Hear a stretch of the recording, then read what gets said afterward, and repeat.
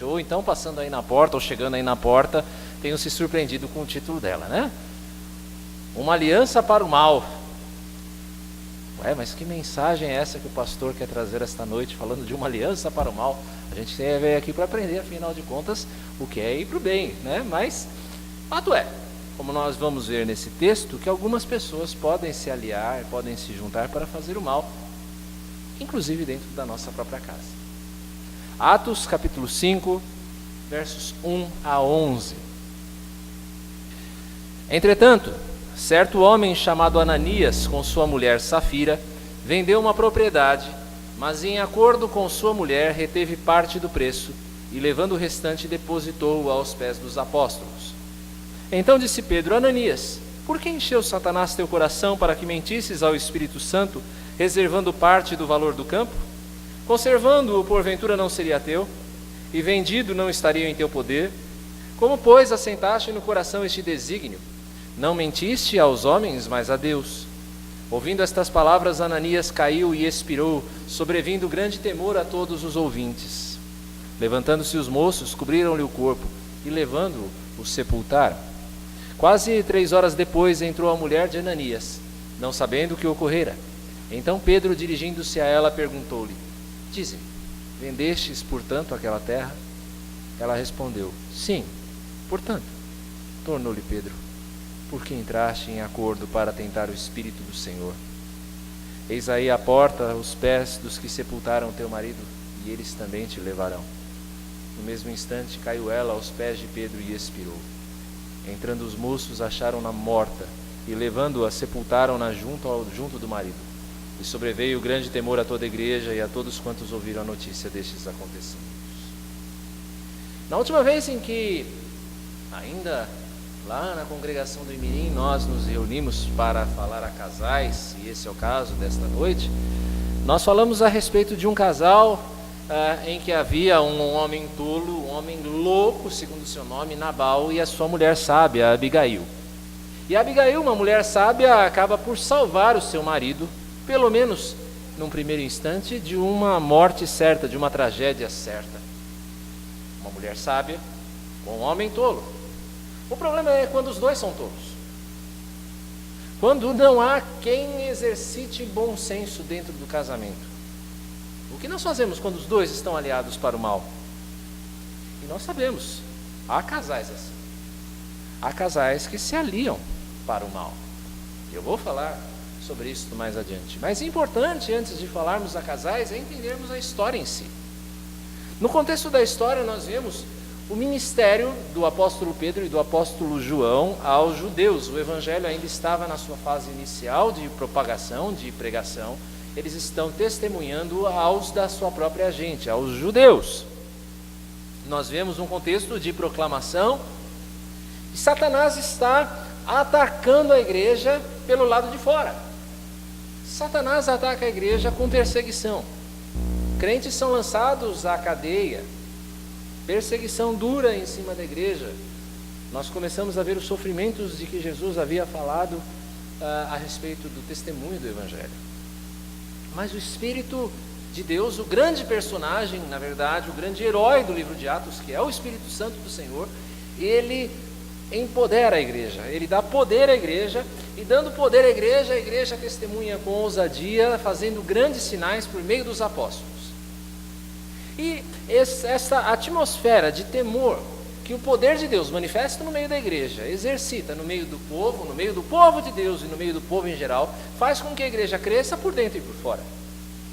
Há pessoas de fora que são atraídas a partir do testemunho dos apóstolos, e os de dentro também vão se fortalecendo, de tal maneira que nós vemos nesse capítulo, no capítulo anterior, no capítulo 4, nós vemos uma comunhão como poucas na história da igreja, em que as pessoas elas tinham tudo em comum, em que ninguém julgava seu algo que possuísse, algo que lhe fosse próprio, uma comunhão bastante íntima.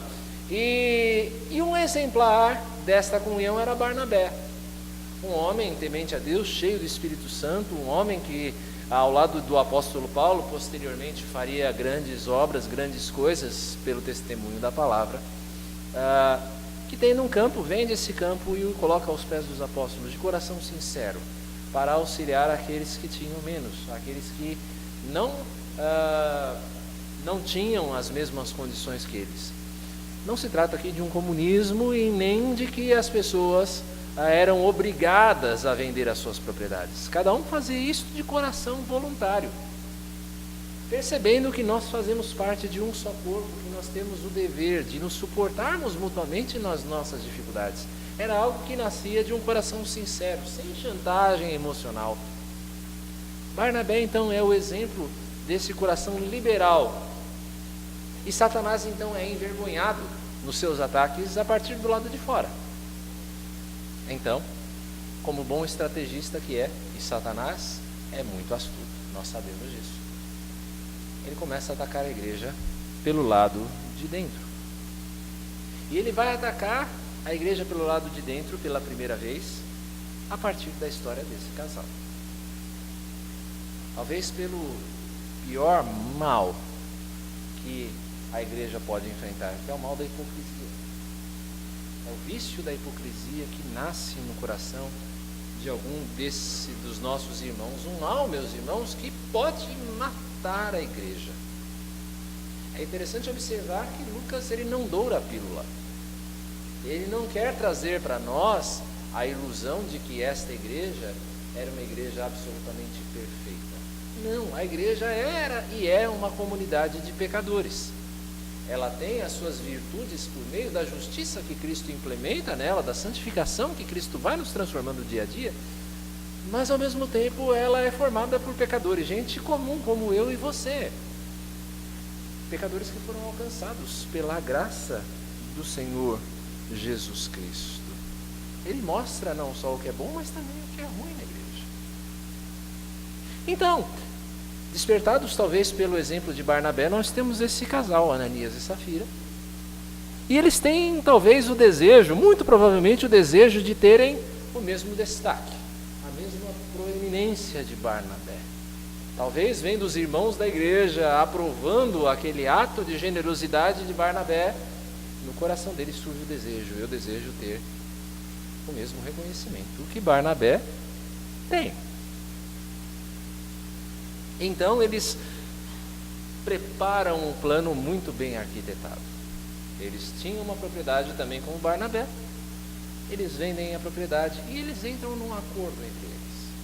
E o acordo entre eles é, vamos dizer que o campo foi vendido por 100, nós entregamos por 50, dizemos que o campo foi vendido por 50. Eles fazem um superfaturamento do campo, da oferta deles. Olha, Pedro, está aqui o valor do campo que foi vendido. Talvez você possa imaginar a reação da igreja, não é? De repente aquele homem, Ananias, ele entra pelas portas da igreja, já em conluio com a sua mulher, combinado com a sua mulher, ele entra pelas portas da igreja com aquele saco de dinheiro, resultante da venda do campo. Talvez os irmãos mais pobres da igreja, os irmãos mais sinceros de coração, olhassem para aquele homem e dissessem, glória a Deus, que homem virtuoso, que família abençoada, que generosidade no coração. E ele entra quase que triunfalmente, imagine a cena, pense, Ananias entrando, na hora do ofertório, aqui,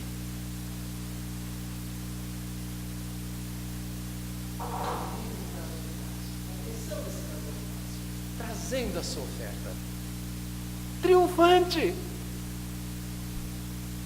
Talvez os irmãos no corredor da igreja dessem o tapinha nas costas e dissessem, parabéns, Ananias, que bênção que é a sua vida. E o homem vai enchendo o peito que nem um balão de ar quente.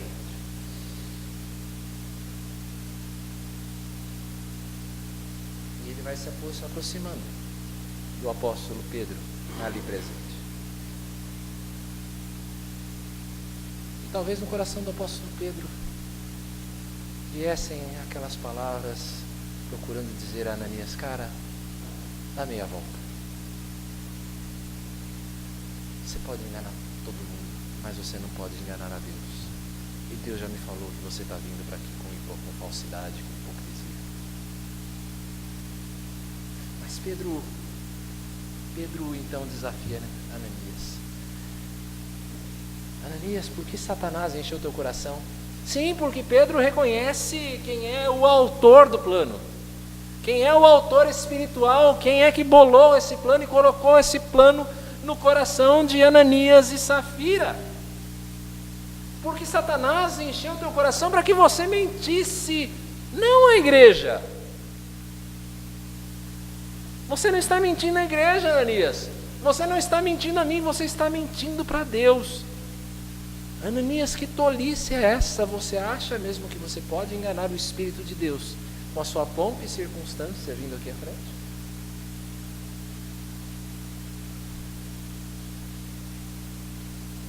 O problema, Ananias, não é que você não deu dinheiro todo. O problema não é que você não trouxe a oferta inteira aqui à frente. O campo era teu. Você poderia ter dado conforme o teu coração. Se você quisesse ter dado 1/10 desse campo, você poderia, ele é teu. O pecado, meus irmãos, não está na oferta pela metade. O pecado está em mentir, dizendo que aquela era uma oferta integral. É tentar enganar a igreja, é tentar enganar o apóstolo, é tentar enganar o Espírito de Deus. Então o juízo de Deus desaba sobre esse homem. Nós não sabemos exatamente o que aconteceu com Ananias, mas você imagine o choque. Das alturas, das montanhas para os vales, como nós cantamos na liturgia. Da montanha da autoexaltação para o vale da vergonha.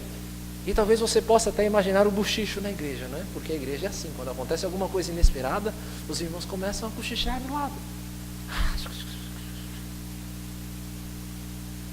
Meu Deus, e agora o que vai acontecer? E tal é o choque, tal é a vergonha desse homem, que ele morre, ele cai duro ali na hora. Jovens da igreja então o levam para fora, talvez o grupo de louvor que acabou de cantar ajude a socorrê-lo. Helena pega pelos pés, Vitor pega pela cabeça, Silvia pelos braços, e vamos levar o homem para fora. Vamos carregar o homem para fora e vão sepultá-lo. 3 horas depois, porque a reunião demorava bastante nessa época, não era um culto de 1 hora, 1 hora e meia, demorava mesmo, 3 horas. Depois vem a mulher dele, talvez para confirmar a história, e ela talvez demore para que o bochicho cresça, não é? Não sabendo o que aconteceu, ela entra pelas portas. E algo aqui diferente acontece com ela, porque diferente de Ananias, ela tem a oportunidade de se arrepender. Pedro dá a ela a chance perguntando: Safira, foi portanto que você vendeu esse campo mesmo? E ela disse sim. Talvez já esperando os aplausos. Sim. Foi portanto, Pedro. Então, Pedro, a gente pode quase sentir a voz de lamento, o silêncio da igreja esperando a resposta dela. Talvez os amigos, talvez o pessoal da SAF, o pessoal da UPH, esperando que ela diga: não, não é isso, não é esse o preço. A gente pode sentir a dor na voz de Pedro dizendo: você está mentindo. Você está mentindo ao Espírito de Deus. Você está tentando o Espírito do Senhor. E aqueles que enterraram o seu marido vão enterrar você também. E ela morre ali, fulminada pelo juízo do Senhor. E é sepultada ao lado do seu marido. Vítimas ignorantes da hipocrisia. Qual o resultado? A igreja é mantida santa, a igreja é mantida pura, porque o Espírito de Deus, ele faz isso.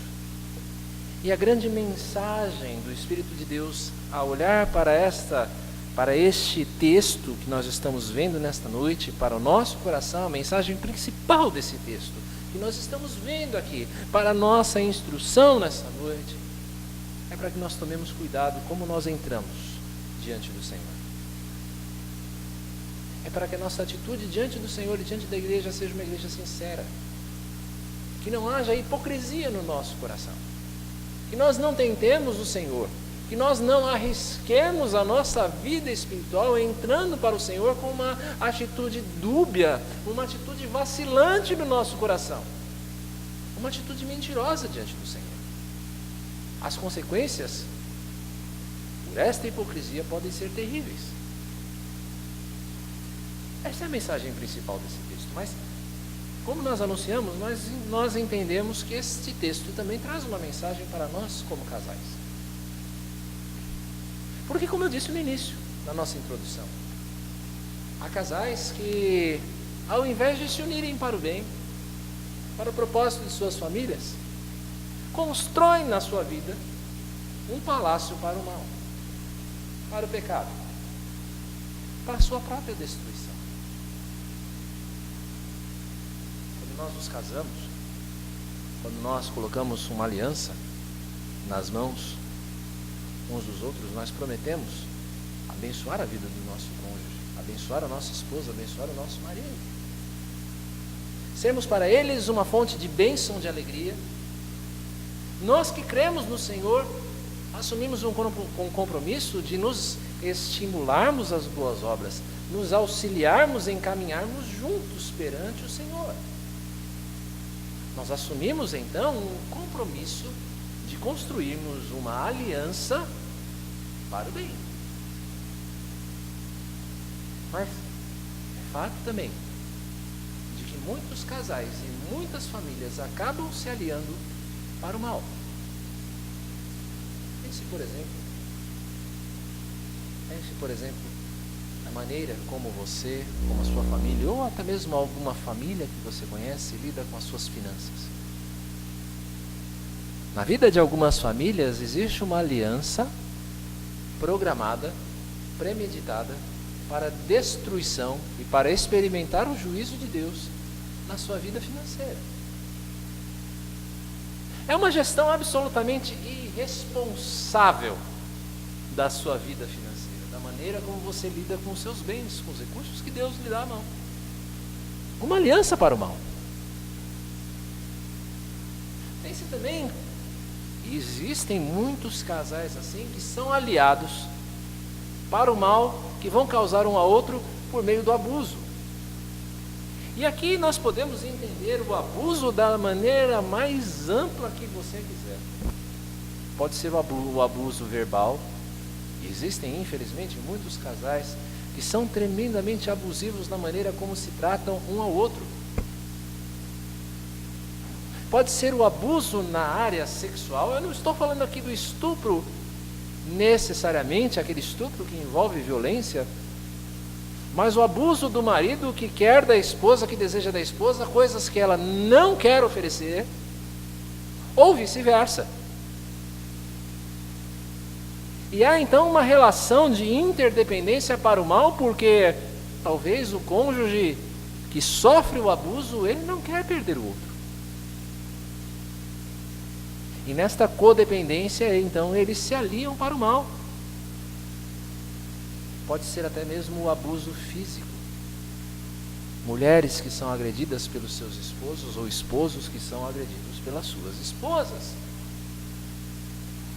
E não há quem quebre esse laço, não há quem quebre esta aliança. E então os filhos, eles vão crescendo nesse ambiente tremendamente abusivo, em que os pais parecem que selaram um pacto para a destruição, para a autodestruição, para a não graça, para a implosão da sua própria família. Ananias e Safira fizeram um pacto aqui. Eles fizeram um pacto de mentira. Há muitos casais que firmam uma aliança para o mal no engano do outro, no engano das pessoas, em enganar os outros, até mesmo no crime. Há casais, há famílias que estão dedicadas ao engano, à mentira. Há pais que se unem, meus irmãos, às vezes até inconscientemente, para o maltrato dos filhos. um ciclo de não graça que as crianças vão vendo e vão aprendendo, e isto vai se somando ao seu arsenal emocional, de tal maneira que quando elas são adultas e elas vão construir as suas próprias casas, as suas próprias famílias, elas vão reproduzir exatamente o mesmo padrão. Da mesma maneira, como Ananias e Safira buscavam com o seu plano, bênção, paz, alegria, reconhecimento, coisas boas, mas cujo final era a morte, cujo final era algo amargoso para eles, nós também, nas nossas casas, nas nossas famílias, nós também podemos nos aliar para o mal e firmarmos um pacto, uma aliança para o mal. E o que é mais chocante aqui na história de Ananias e Safira é que em nenhum momento passou na cabeça desse casal de, pelo menos um deles, orientar o outro de dizer: isso está errado, isso precisa parar. Não. Tudo que nós vemos nesse texto é premeditação, é acordo, é insistência no erro. E em todos aqueles casos que nós citamos, em todos aqueles exemplos, aquelas ilustrações que nós citamos, você encontra pessoas que insistem na destruição mútua, numa aliança para o mal que vai destruir o casal, vai destruir a família, vai arrasar com a vida dos filhos, a vida psíquica, a vida emocional das crianças. E não há nenhum deles que vire num momento de lucidez e diga: nós precisamos parar, querido, nós precisamos parar, meu amor, minha querida. Você não encontra um pai que, numa relação abusiva com o filho, uma relação quase de inimizade com o filho não vire para o pai, ou o pai não vire para o filho e diga: papai ou filho, nós precisamos parar com isso, nós precisamos mudar, isso não está agradando a Deus, isso está fazendo apenas mal a nós, isso está destruindo o nosso relacionamento. Não há quem diga: vamos parar, não há quem ponha um freio na situação.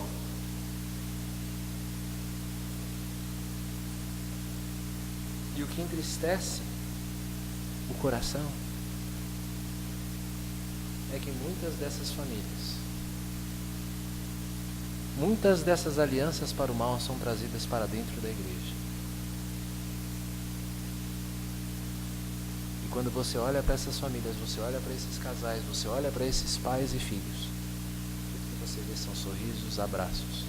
Gente que você pode até dar um tapinha, como talvez a igreja tenha dado um tapinha nas costas de Ananias e Safira. Uma atitude hipócrita que esconde a podridão dos seus lares, que esconde o estado deplorável em que esta família está, que esconde esta aliança para o mal, que disfarça esta aliança para o mal. Tudo que você vê nesses casais, nessas famílias é virtude. Talvez eles sejam até exemplos em que a igreja olhe para eles e diga: bom, nossa, que maravilha que é a família do pastor César, eu quero me inspirar nessa família. Talvez sejam casais, sejam famílias que despertem a admiração, a inveja até das outras famílias da igreja. Puxa, por que nós não podemos ser iguais a eles? Mal sabem o que acontece quando a porta se fecha, a porta de casa se fecha. Nós não sabemos. Algumas vezes isso aparece para o pastor. E com grande lamento, com grande dor no coração, eu tenho de dizer a vocês, meus irmãos, esta aliança para o mal é exposta quando já quase não há mais nada a ser feito. Quando um casal bate na porta da minha sala pastoral, lá do meu gabinete, na maioria das vezes, a história dele já degringolou. E aí não tem mais jeito. E aí quando a notícia vem, porque o Espírito de Deus expõe, termina por expor a realidade das coisas, e o Espírito de Deus é assim, ele expõe a falsidade do nosso coração. Se ele quer nos tratar, ele nos expõe, e graças a Deus porque ele faz isso. Aí a igreja fica de boca aberta, dizendo: mas eles, como é possível? Eu nunca imaginaria que o fulano ou a fulana poderiam fazer isso. Eu nunca imaginei que o fulano poderia enganar a sua esposa. Eu nunca imaginei que a fulana poderia abandonar a sua casa. Eu nunca pensei que aquele jovem que era presidente de UMP, que era líder de grupo de louvor, pudesse fazer isso, pudesse viver estas coisas. Eu não imaginava, tal como na história de Ananias e Safira. Mas graças a Deus, porque o Espírito opera, Ele expõe o coração, Ele nos expõe, algumas vezes de maneira dolorosa. Eu já vi casais ou famílias que diante da exposição da sua aliança para o mal, as coisas realmente degringolaram, não tinham mais jeito. Mas outras vezes eu vi casais que entraram no processo doloroso de cura, de transformação, que o Espírito Santo de Deus também pode promover. E o resultado foi abençoador. Por isso, ao final desta brevíssima mensagem, à luz desse texto, eu pergunto se Deus não está expondo o teu coração. Tal qual aconteceu com Ananias e Safira. E não é expondo a mim. Não é expondo a mim. Não é eu olhando para a Silvia e para o Fernando dizendo, olha, o Espírito está me dizendo por que vocês estão mentindo ao Espírito. Não se trata disso, mas Deus sabe o que Ele está falando ao teu coração e você também sabe. Que talvez o Espírito Santo de Deus esteja hoje expondo o teu coração, a você que está aqui nesta noite, a você que nos assiste em casa, depois aí no vídeo do YouTube, expondo o teu coração e você entendendo que alguma coisa precisa mudar na história de vocês, porque a aliança para o mal que vocês firmaram, na qual vocês estão vivendo, já não pode mais permanecer assim. Talvez você esteja assistindo esta mensagem sozinho, ouvindo esse desafio da parte do Senhor, esta profecia da parte do Senhor, aí sozinho na sua casa, e você esteja disposto a mudar, você está sendo convencido pelo Espírito Santo de Deus que alguma coisa precisa acontecer no seu casamento, no seu noivado, no seu namoro. Sim, porque isso aqui não, eu não estou pregando essa mensagem só para gente casada, estou falando para gente que é noivo, para gente que é solteiro, que tem uma namorada, que tem um namorado. Talvez você entenda, eu preciso mudar, nós precisamos mudar, porque nós estamos unidos numa aliança para o mal, que vai nos destruir. Talvez eu esteja falando com um pai que agora está pensando nos seus filhos, ou nos filhos que estão pensando nos seus pais, e vocês entendam que este relacionamento doentio que existe entre vocês precisa mudar. Bem, essa é a noite oportuna. Não espere que o juízo de Deus desabe sobre vocês e o que venha seja a morte do relacionamento, seja às vezes até a sua própria destruição, como aconteceu no caso de Ananias e Safira. Não espere que o juízo de Deus desabe sobre você. Tome hoje uma firme decisão de mudar. Mas pastor, eu vou fazer isso sozinho? Não, você vai fazer com Deus. Você vai consagrar a sua vida ao Senhor.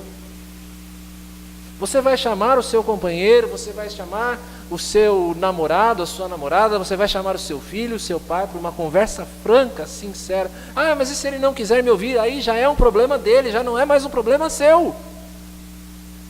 Fato é, quando eu tenho esta convicção do Espírito, eu preciso agir.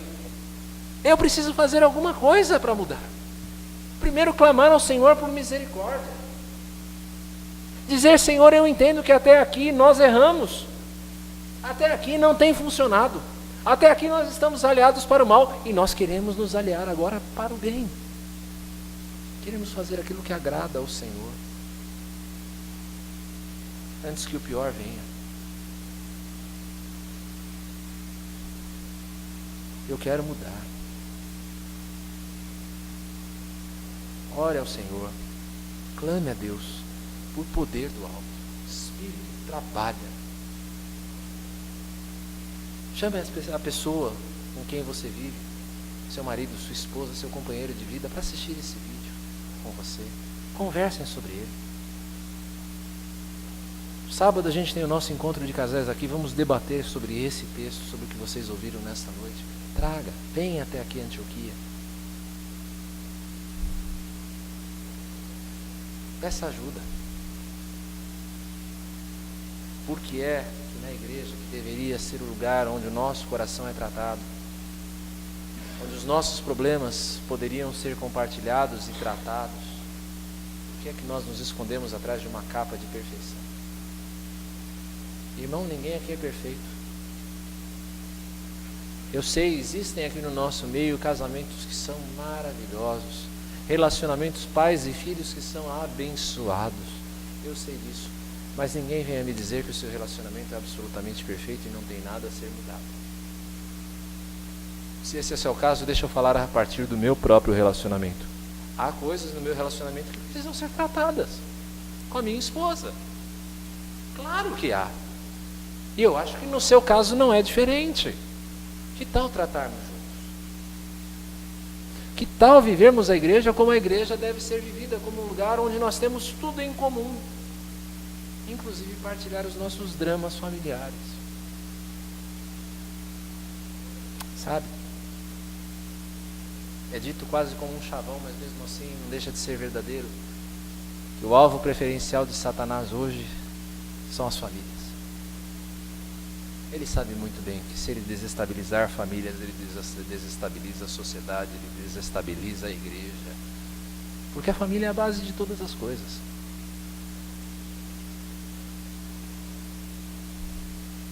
Não deixe que Satanás enche teu coração para você mentir ao Espírito de Deus, dizendo que está tudo bem, quando na verdade a sua casa está aliada para o mal. Você precisa da ação do Espírito de Deus na sua casa, na sua vida. E é nessa noite esse texto da palavra de Deus te desafia, expondo o teu coração, expondo o meu coração, a nós nos permitirmos ao Espírito de Deus que Ele nos trate, antes que a aliança do mal encontre o seu juízo, antes que esta aliança do mal destrua as nossas casas, antes que esta aliança do mal destrua as nossas vidas. Você deseja ter paz? Você deseja ter esta harmonia na sua casa? Você tem enfrentado lutas? Em nome de Jesus, que o Senhor transforme a sua vida. Feche seus olhos.